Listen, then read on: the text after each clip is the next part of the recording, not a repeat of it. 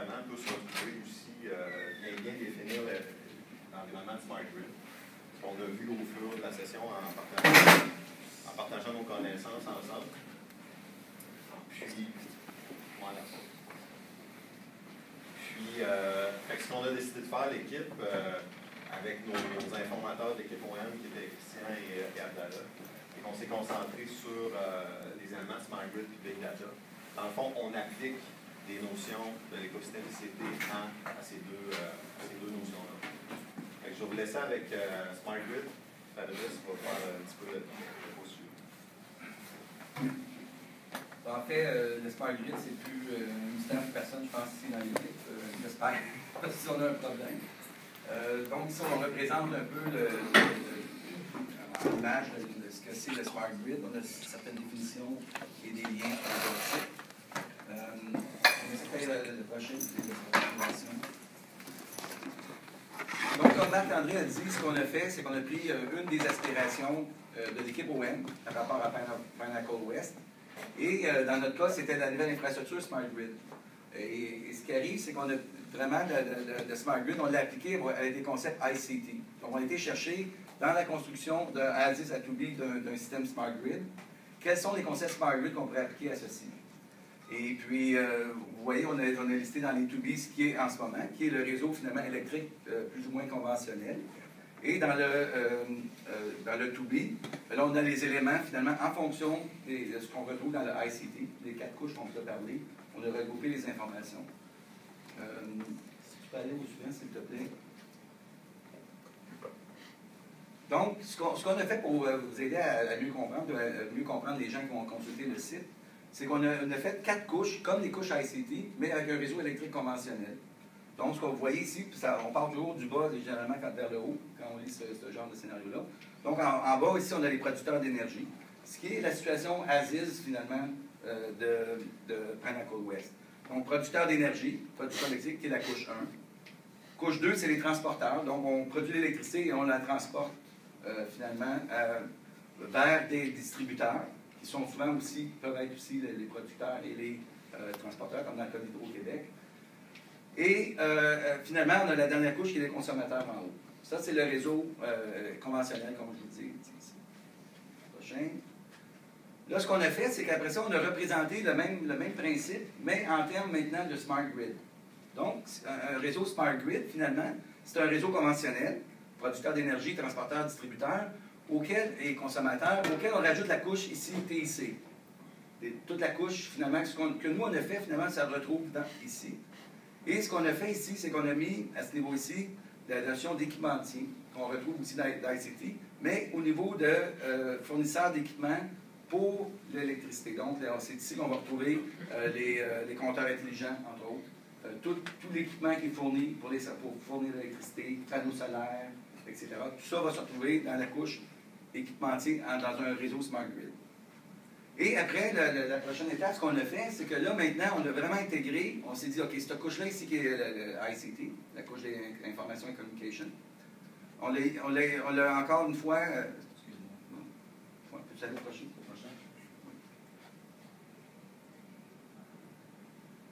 Donc, au niveau final, et vous avez probablement vu ça dans le dernier cours, si vous avez regardé toutes les PowerPoints que M. Lejeune a fait, on avait celui ici. C'est le résultat final, finalement, l'intégration complète du système Smart Grid avec les TIC. Donc, ce qu'on retrouve ici, c'est qu'au niveau des équipementiers, ce qu'on a rajouté, c'est que non seulement on a les fournisseurs d'équipements intelligents pour le réseau électrique, mais on a aussi tous les fournisseurs d'équipements pour la télécommunication. Donc, c'est ici qu'on retrouve les fournisseurs Kisco et compagnie, là, tous ceux qui fournissent l'équipement et pour l'électricité et pour les communications. Donc, c'est vraiment la couche comme on le retrouve dans l'ICT, mais appliquée maintenant au Smart Grid. Producteurs d'énergie, ce qui change ici, c'est que conventionnellement, on avait les producteurs avec les énergies nucléaires et hydroélectriques et tout ça. Maintenant, dans la couche Smart Grid, on retrouve des énergies renouvelables là-dedans. Donc, les énergies solaires, éoliennes, les énergies qu'on appelle vertes.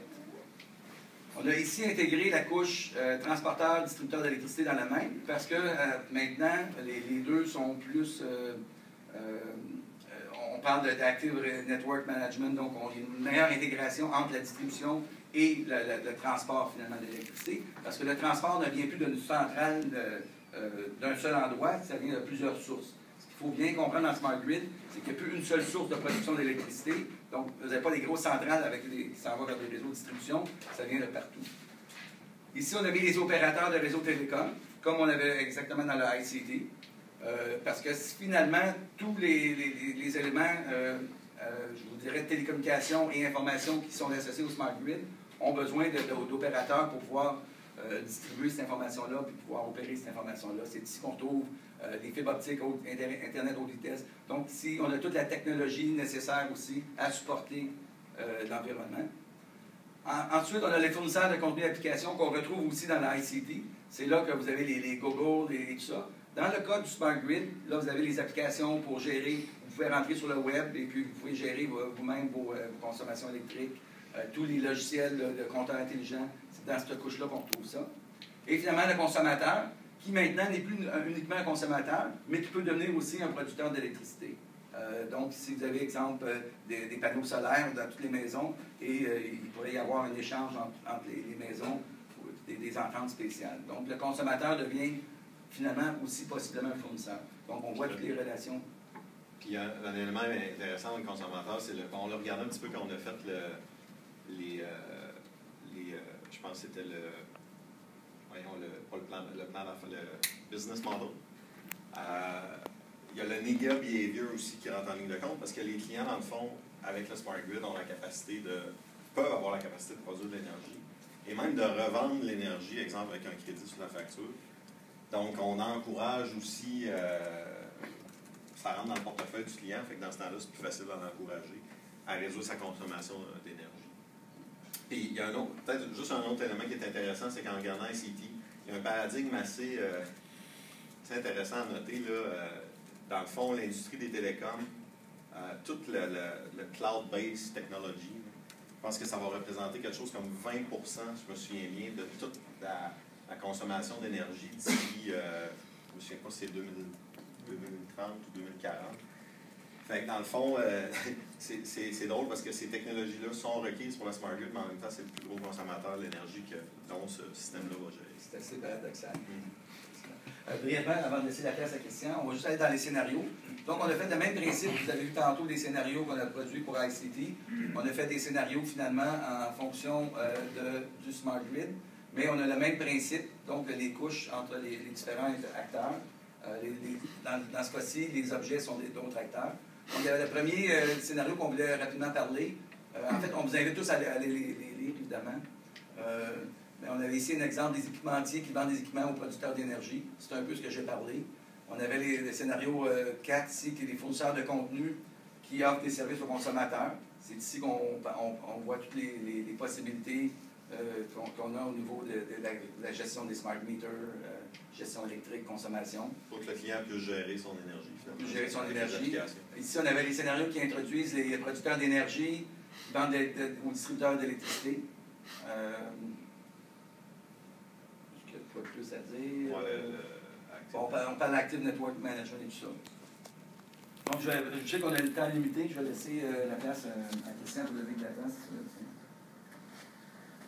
Bonjour. Bien, on va à l'aspiration. C'est que nous autres, qu'est-ce qu'on va faire une fois qu'on avait déjà eu les Smart Grid? Qu'est-ce qu'on va faire avec toute cette information? Nous avons trouvé que Excuse-moi. Que maintenant, il y a seulement un système de compatibilité utiliser l'information de contrôle pour effectuer la facturation. Malgré ça, on cherche toute l'information qui sera disponible grâce au Smart Grid, générer une information utile, développer une base de données, identifier plus rapidement les différents réseaux, optimiser la production de l'énergie et avoir la possibilité d'un meilleur prix pour l'énergie produite. Ça, ces solutions nous donnent une Smart Grid. Qu'est-ce que c'est un Big Data? Qu'est-ce que c'est un Big Data? Un Big Data, c'est en réalité c'est une grosse base de données qui a 4 caractéristiques, la vélocité, la vitesse. Survol Big Data. Oui, survol Big Data. Ça te sent le café, Non, c'est qu'il y a 4 caractéristiques. Le volume de l'information est très grand, vraiment. Là, parce qu'on a vu qu'on ajoute des compteurs intelligents, des équipements, etc., qui vont donner beaucoup de données, mais très grande quantité de données. La variété aussi, la vélocité et la véracité de l'information. Le volume de l'information, on parlait que chaque fois, chaque journée, le volume de l'information est plus grand. Non? La variété, parce que la caractéristique de la variété, c'est que ça devient l'information de diverses sources. Non? Ça vient, par exemple, texte, web, etc. Et la vélocité, on parlait de la fréquence. Et la véracité, on peut parler des sources. Non? Ça peut venir des sources primaires, des sources secondaires. On l'achète, on la reçoit. Eh bien, on peut passer dans le cas de la Smart Grid, la véracité est assurée parce que c'est un équipement intelligent. C'est un équipement qui appartient aux fournisseurs. Dans notre cas, ça va être Panaco West. Il y a sûrement des gens qui vont réussir à les trafiquer. Ah, ça c'est jailbroken. Et c'est ça qu'on basé dans le modèle initial d'écosystème TIC de 4 couches. On a trouvé un modèle de 4 couches verticales et de 4 couches horizontales pour l'appliquer au Big Data de Panaco West. Non? Et dans les layer 1 sont les sources qui deviennent, non? Comme je l'avais dit, dans le cas de Big Data, de Panaco West devient directement de lui. La Data Messaging Store Layer, ça veut dire que c'est une couche que toute la date qui peut venir d'ici de différents formats et la massage, non? Comme que l'analyse. Non l'analyse, sinon la mettre dans un seul format unique. Analysis Layer, ça veut dire toute l'information qu'on va voir et on la va analyser, on la peut, par exemple, pour Data Warehouse, etc. Et Consumption Layer, ça veut dire les consommateurs.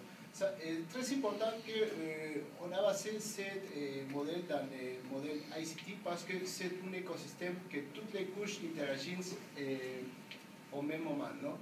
La qualité de service, gestion des systèmes, la grande gouvernance des données. Ici, on considère par exemple toutes les politiques de privacité, non? Qui doit être présente dans les 3 couches ici, l'intégration des données. Et finalement, on va voir un scénario qu'on a. Scénario.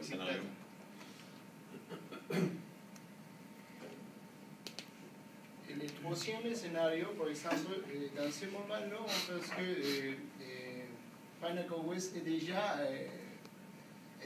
installé la Big Data et ça peut devenir dans un fournisseur de contenu et d'applications, offrant des services aux consommateurs.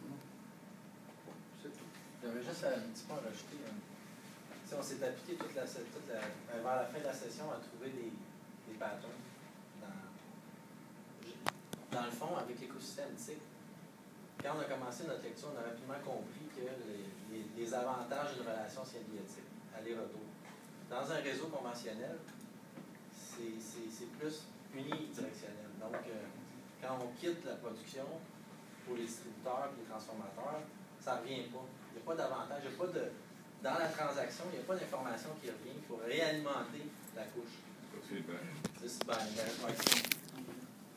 Un des patterns de l'écosystème TIC, c'est pour Panaco West, c'est d'aller placer ses partenaires, ses fournisseurs dans un écosystème TIC et de comprendre les flux entre qu'est-ce qui va sortir de ma relation dans un sens et qu'est-ce qui va me revenir dans la relation.